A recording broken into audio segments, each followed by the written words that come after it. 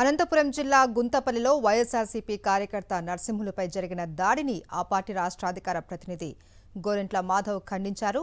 గ్రామానికి చెందిన నరసింహులు కొన్నాళ్లుగా వైఎస్ఆర్సీపీలో కీలకంగా వ్యవహరిస్తూ ఉన్నాడు. ఈ క్రమంలో ఆయనపై కొందరు వ్యక్తులు దాడి చేశారు. ప్రస్తుతం ప్రభుత్వ ఆసుపత్రిలో చికిత్స పొందుతున్న నరసింహులను గోరెంట్ల మాధవ్ పరామర్శించారు. కూటమి ప్రభుత్వంలో దౌర్జన్యాలు ఎక్కువ అవుతున్నాయని ఆరోపించారు.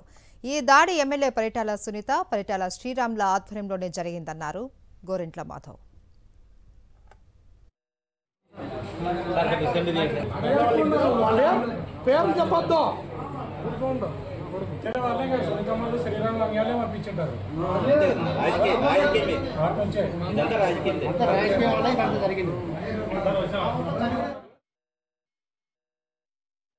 అక్కడ మా లీడర్ నాగమునికి ప్రధాన అనుచరుడుగా ఉన్న సాకలి నరసింహులు అనే వ్యక్తి వైఎస్ఆర్ కాంగ్రెస్ పార్టీలో చాలా క్రియాశీలకంగా పనిచేసేవాడు.